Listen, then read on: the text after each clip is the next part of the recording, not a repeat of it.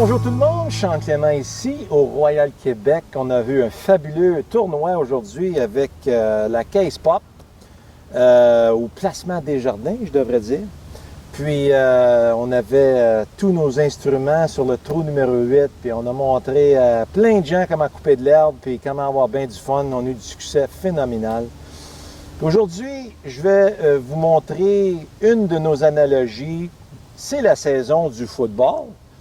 Puis, justement, ce ballon-là de football-là, il va vous donner une formation incroyable au niveau de votre chaîne kinétique. OK?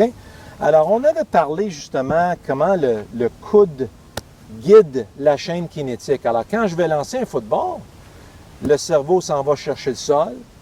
Il utilise le sol pour enlever le quart du chemin. Puis, vous voyez que le coude va toujours devancer la main. Aussitôt que la main devance le coude, je suis en train de livrer la marchandise. OK? Alors, la puissance, on la livre ici dans la direction du receveur.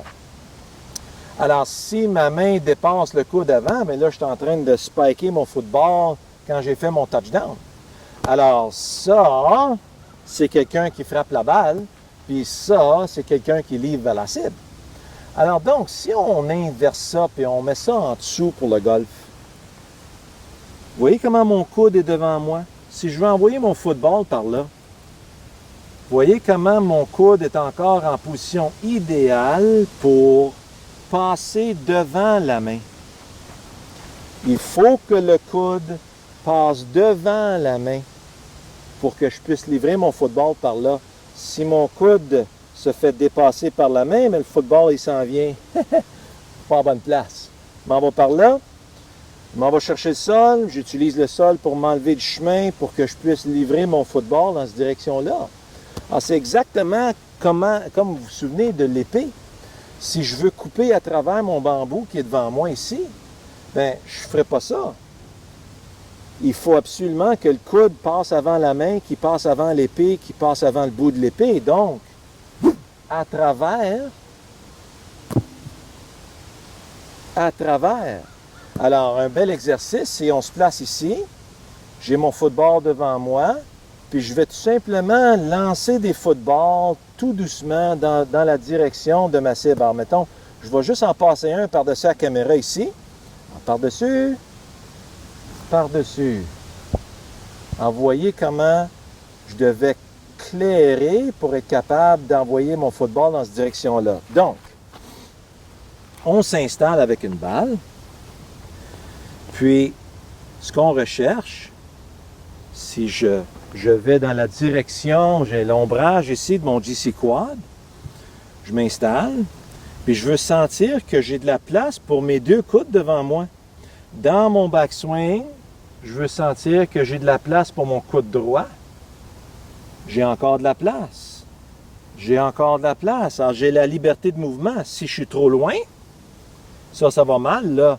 Il faut que je relâche vers la balle. Il faut que je lance vers la balle. Je ne peux plus lancer vers la cible.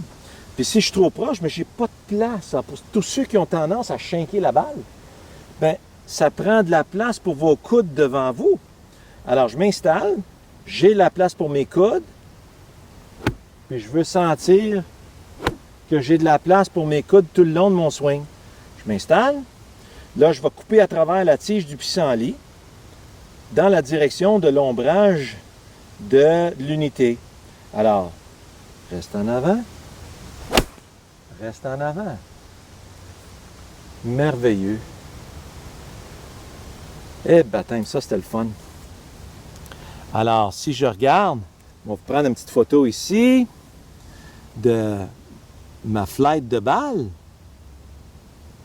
J'avais 170 carry avec un backspin de 7500 tours puis un beau petit drap de rien de 600 révolutions vers la gauche.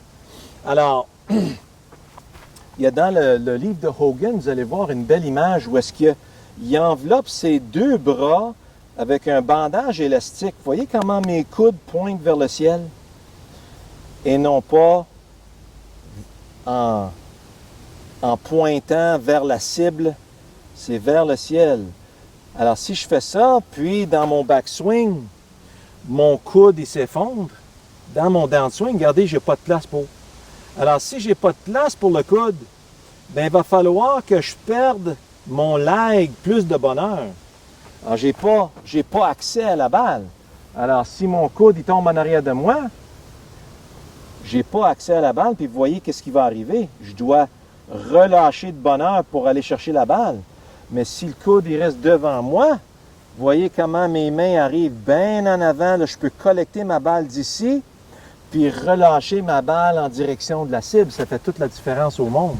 Alors, allez vous chercher un petit ballon de football junior, puis allez lancer le football avec vos enfants, vos petits-enfants, puis lancez-leur de cette façon-là, avec le coude en avant de vous, puis sentez que votre corps tourne avec votre football. Une bonne façon de le voir.